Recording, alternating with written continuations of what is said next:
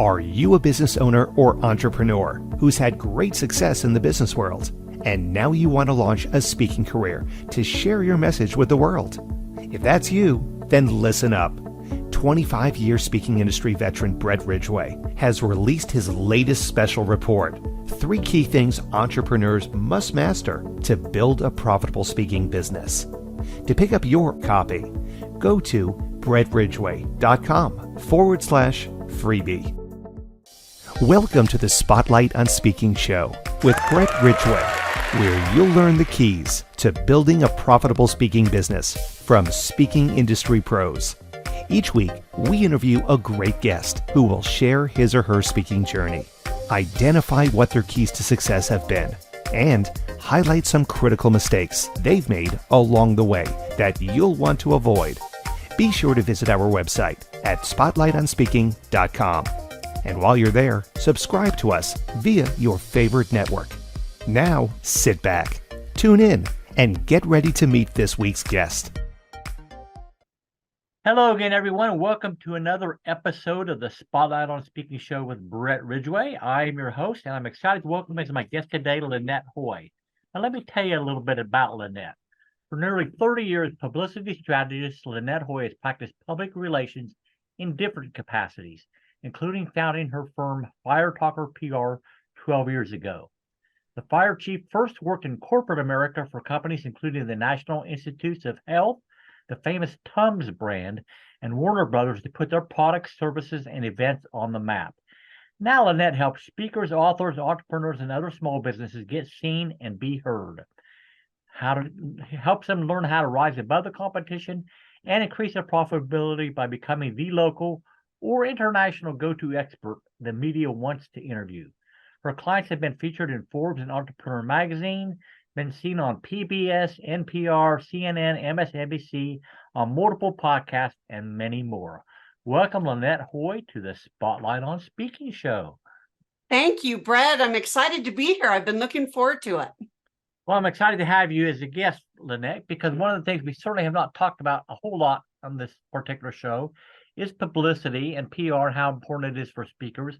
And I will want to dive into that a little bit as we get going here.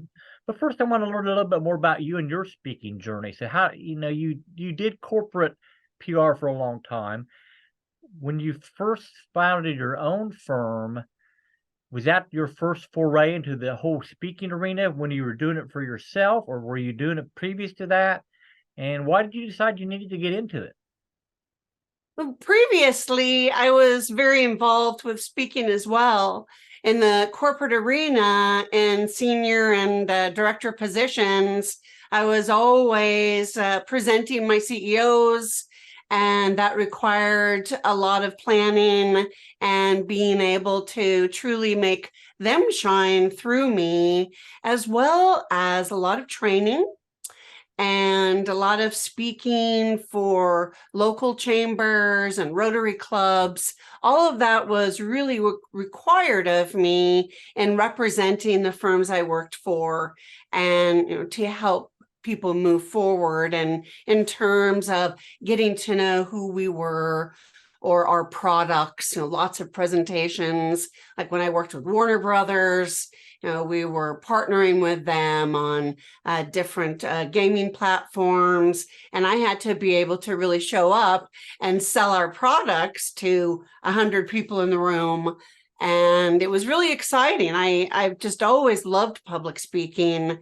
And so when I started Firetalker PR, which is a great story too, I really jumped into that speaking piece because it always falls to that audience of, if you're going to sell, for example, wouldn't it be wonderful, isn't it wonderful to do so in front of 100 people in a logical fashion versus just one-on-one. So it certainly helped me grow my business faster to get in front of, again, those local organizations to spread the word. So it was really a dynamic piece, and continues to be in business growth.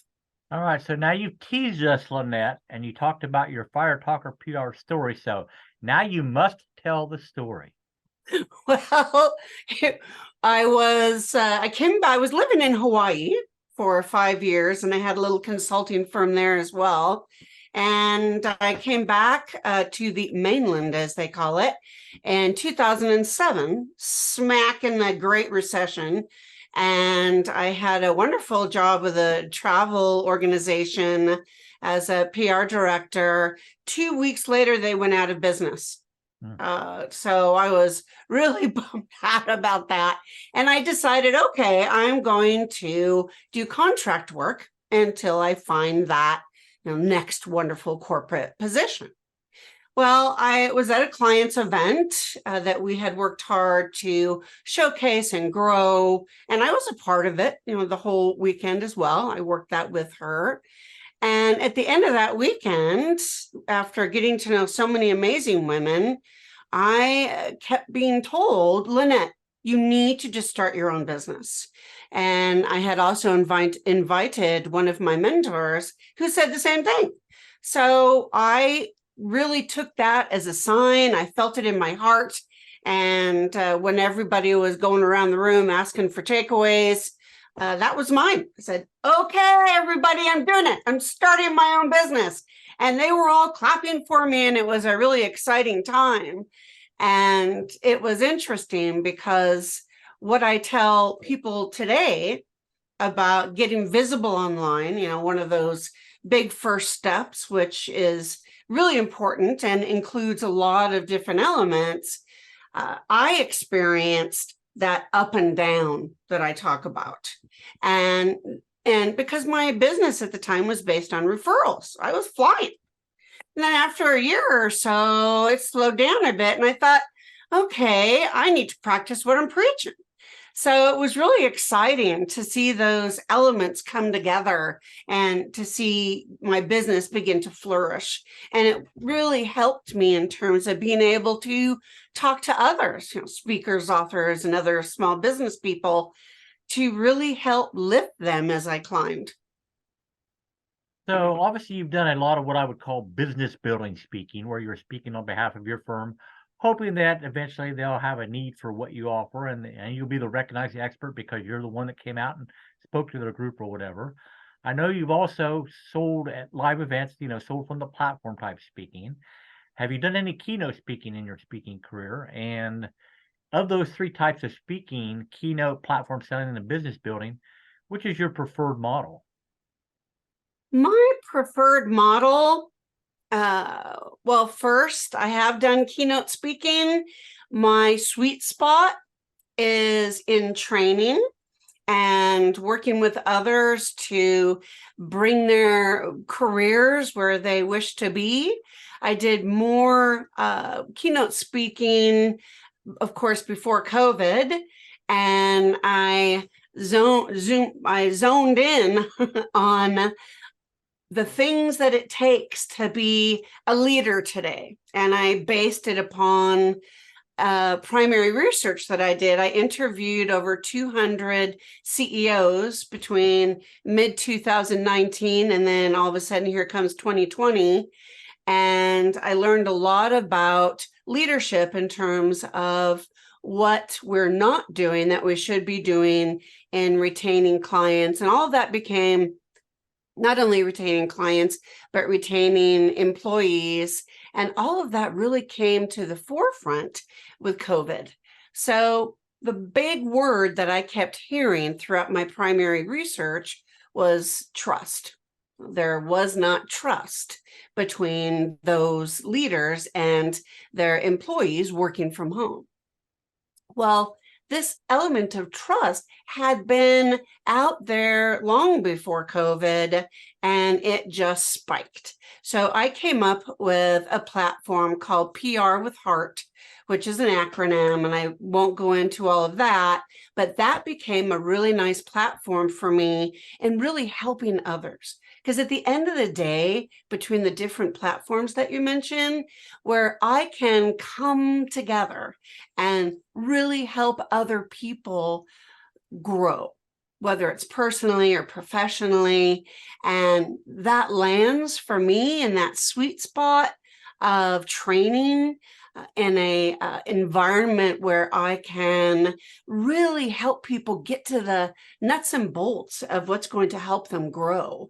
So really pushing beyond the sales piece, my love is truly coming from my heart and being able to really bring people to that next level. If you're a speaker, it's extremely important to be known out there, and not just known as a great speaker. That's wonderful.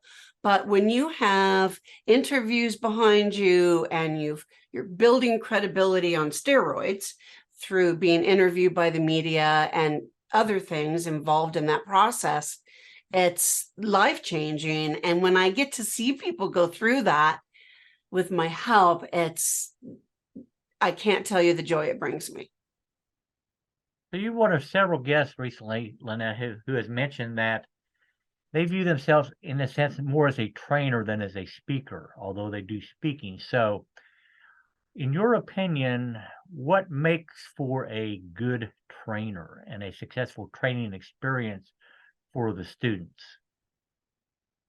The big thing in my mind, in my heart, in my experience, is to take people through a process. It becomes really difficult for people to grasp what's going on if you're jumping around or if you spend too little time on different concepts. And that seems to be something I see a lot of. People want to sell their programs. They want to bring people into their circle and grow them. And so they hit very gently, very lightly on several topics with the goal of closing them into their program. Mm-hmm. And I think that that's a disservice. We're not here to just sell someone something.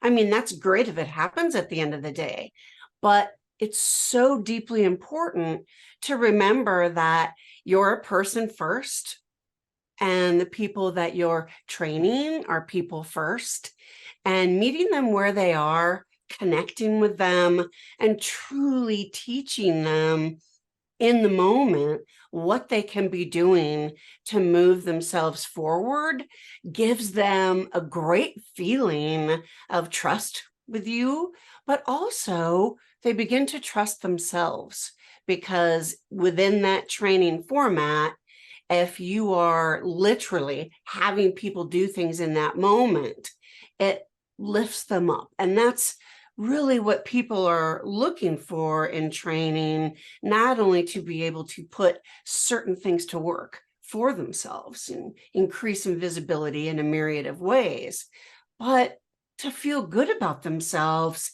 when the call is through, because they've actually learned something that they've put into practice in the moment. So whether you're functioning as a trainer or as a speaker, how do you determine when enough is enough and not overteach or try to cram too much into a training session or a speech? I have done both of those things. I've definitely overtaught. I get excited. I'm very passionate about what I do. And I have made that mistake. And I am really glad that I have. And I think good training, mentoring truly comes along with being a good speaker, because to be able to present and not just be the teacher at the chalkboard, but you're also speaking throughout that and motivating and inspiring, and it has to be a nice mix. So if you're just the teacher at the chalkboard, you're in trouble. That's number one. Number two is to really keep an eye on your audience. How are they feeling? Ask questions along the way. If they have something that's unclear, if you ask for questions, how is this resonating with everyone? And you meet deer in the headlights and no one is really responding, then you know you're in trouble. You're in a position of overteaching, confusing them. And to me, that means back up a little bit And whatever you just finished, maybe it's 2 modules, take things from those 2 modules and expand on them a little bit more. Now, that may mean that you lose part of what you have planned, but the goal is to make them feel good about themselves, to trust themselves and trust you, like I was saying. So that is the danger, is moving past the deer in the headlights, not paying attention when people don't respond at all. And that's a really good way to avoid that saturation level. So how do you know when you've been successful? When smiles appear, people are nodding, they're raising their hands, they have questions. And people that are off camera, and of course I'm talking about online presentation right now, if more people are coming on camera when you ask, and you're asking people to engage, and maybe you have little breaks where you do a prize drawing, things like this, people pop back in, and it gives you the opportunity to say, hey, so-and-so, glad you're here. Tell us where you're from. I mean, just engage in conversation. And that's a big part of it. And the same applies when you're in person. In fact, it's much easier when you're in person. Someone can't turn off their camera when you're teaching in person, when you're speaking in person. So it's a wonderful thing to be able to bring those people back in to the room, so to speak. Well, fantastic input, Lynette. And I do have a couple other questions I want to ask you, but before we do, let's take a quick break for a word from our sponsor. Are you a business owner or entrepreneur who's had great success in the business world, and now you want to launch a speaking career to share your message with the world? If that's you, then listen up. 25-year speaking industry veteran Brett Ridgway has released his latest special report, 3 key things entrepreneurs must master to build a profitable speaking business. To pick up your copy, go to brettridgway.com/freebie. And we are back with the Spotlight on Speaking show and my guest, Lynette Hoy. So one of my favorite questions I always ask my guest, Lynette, and if you listened to a few episodes, you know what this question, what's coming at you. So you've been a speaker for a number of years. I'm sure somewhere along the way you made a mistake that was embarrassing at the time, but you learned a valuable lesson. So bare your soul a little bit here and share that mistake so that others can learn from your experience. There's 2, actually. One's really quick. The first is make sure there are no cords, like mic lines or anything like that, on the floor in front of you. And make sure you know where the edge, if you're on a stage, having tape there, something alerting you to where the stage is. One time, not only did I trip on my cords and fell to my knees, I got back up, and less than 60 seconds later, I fell off the stage because I was talking away and I went too far and didn't keep an eye on where I was. And it was about a foot, and I fell right off that stage, smack onto my face. So that was very humbling, most certainly. And going for the sympathy vote that day, huh? Yeah. Yeah, lots of people loved it after that, right? And the other big mistake was not being prepared enough and getting scared. So as I'm speaking and going through my slides, which of course you don't read your slides, and exciting people, in the midst of it, I got stuck and not being as intensely involved with my material enough so that I could pivot. And it was extremely embarrassing not only for me, but for the audience when I'm stumbling and trying to find out where I was.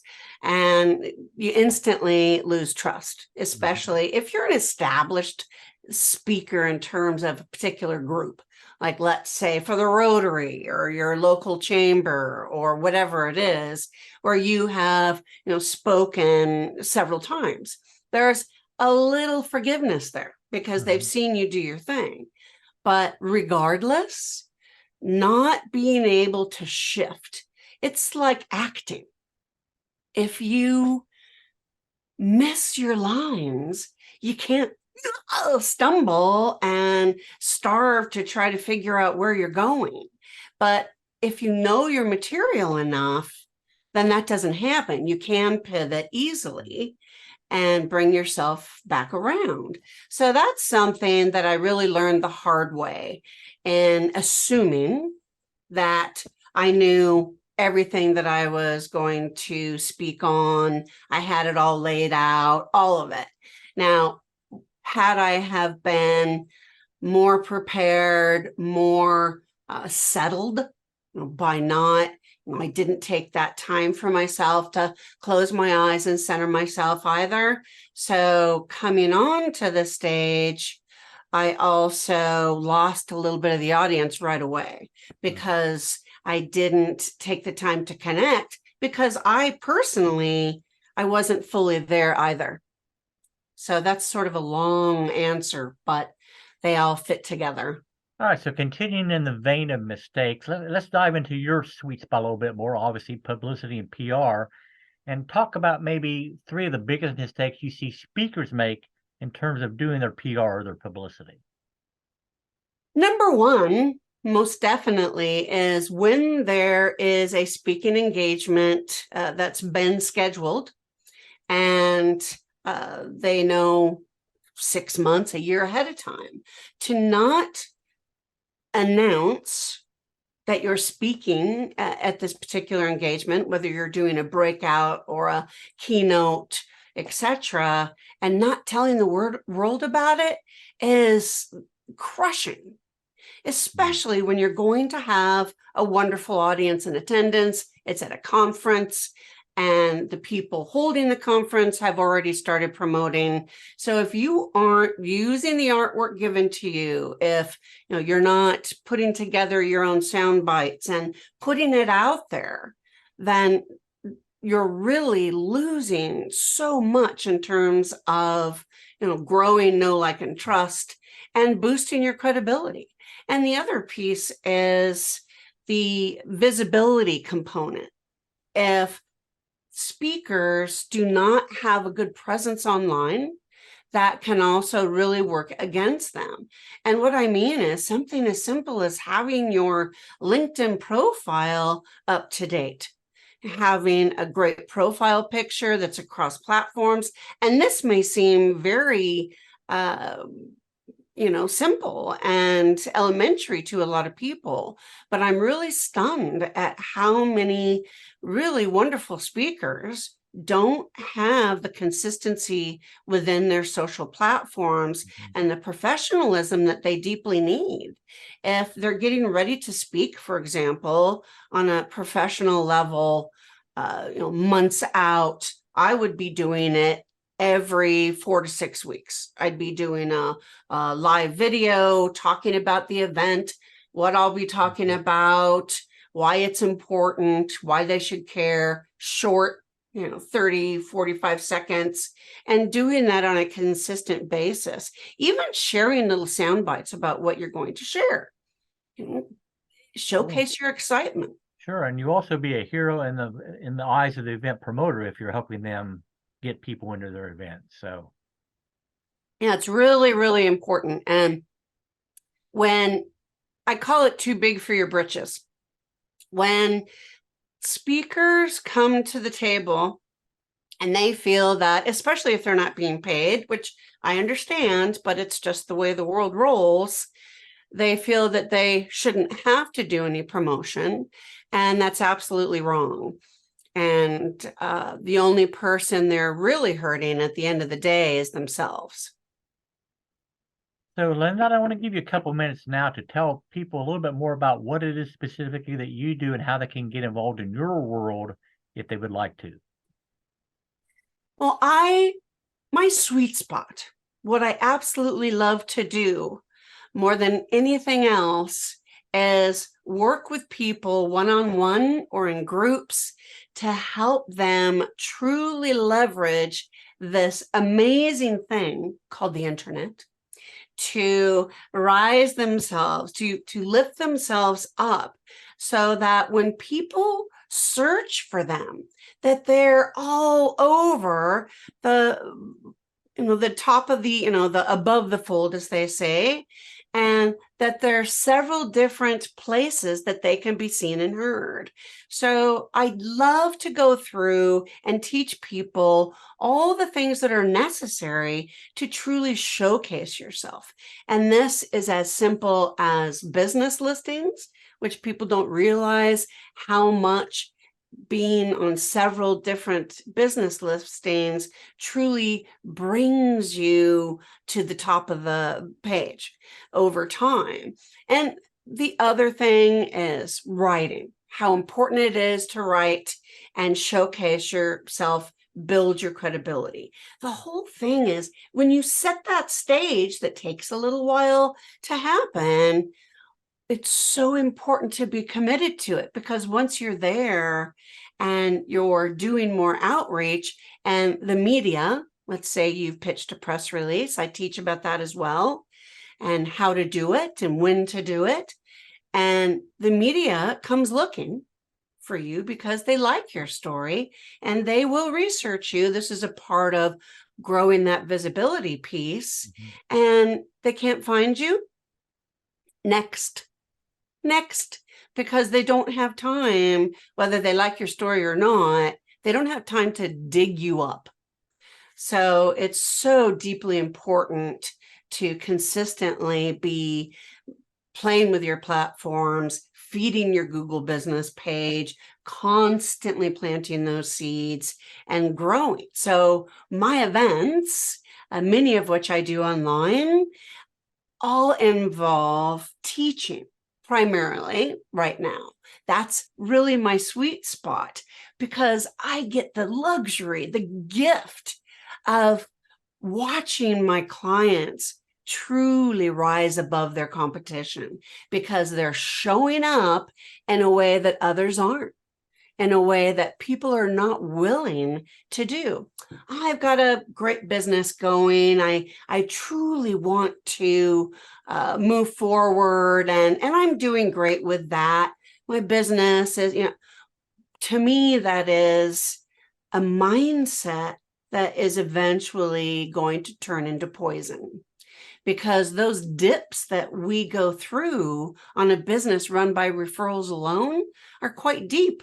I mean, they do this, but when you're consistently being visible, when you're getting interviewed, whether it's a podcast, which you always need to mix everything together, whether you're being quoted in Entrepreneur Magazine, or you get picked up in a myriad of other ways, and truly positioning you as the expert, then those dips are this big. And it's very easy to climb up because you've got so much clout behind you, being featured in the media, in a myriad of different types of media. That could be radio, television, print, online and off, very influential bloggers, or lots of different things that we can go after. It doesn't have to be Good Morning America. And in fact, often that doesn't always help us. Depending on our target market, being on Good Morning America may not help you at all. So knowing all of these things, how to go after them, is what I love to bring to the table. So throughout my career, I have learned so many ways to make this happen. And it's ironic to me that, pushing 30 years ago, several things that I worked on that I helped others within my corporate experience rise, helping them are still being used today very successfully, only perhaps with a few tweaks here and there. So it's truly a joy. Now, I work one-on-one, but I also do group sessions to bring people together and learn in a cost-effective manner. On December 7th and 8th, it'll be from 9 to 10:30 Pacific time each day. And it's called Ignite Your Visibility and Profitability Challenge. So I would love to see you all there and have you learn what it takes to make those changes and go after those things that I just spoke about. All right, so we've been talking about being found, Lynette. So where do people find out more details on this workshop you mentioned and also your business in general? Well, my website is firetalkerpr.com, and people can always reach out to me via email at Lynette@firetalkerpr.com. And the website for the event is igniteyourvisibilityandprofitability.com. All right, well, we'll make sure both of those appear in the show notes down below. But any final words of wisdom before we wrap up this episode, Lynette? My final words of wisdom are to jump in to the discomfort of becoming visible and credible. All right, well, outstanding. Well, I want to thank you so much, Lynette, for joining me today as my guest on the Spotlight on Speaking show. As always, I thank all our listeners and watchers out there. If you haven't been to the website, spotlightonspeaking.com, by all means, hop over there and register with your favorite service to be notified of upcoming episodes. You also can find Spotlight Speaking on our YouTube channel. And if you haven't picked up your free report, 3 Key Things Entrepreneurs Must Master to Build a Profitable Speaking Business, catch that at brettridgway.com. But as always, I wish you the greatest success in all that you do, and may this year be your greatest year yet. Take care, everybody. Bye-bye. This has been the Spotlight on Speaking show with Brett Ridgway. Be sure to join us every week as we interview speaking industry pros and have them share their best tips for building a profitable speaking business. Until next week, thank you for tuning in, and remember to visit our website at spotlightonspeaking.com so you can enjoy even more great episodes like this one. While you're here, be sure to subscribe via your favorite network. We look forward to seeing you next time on the Spotlight on Speaking show. Until then, our sincere best wishes to you for the greatest of success as you work to build your own profitable speaking business.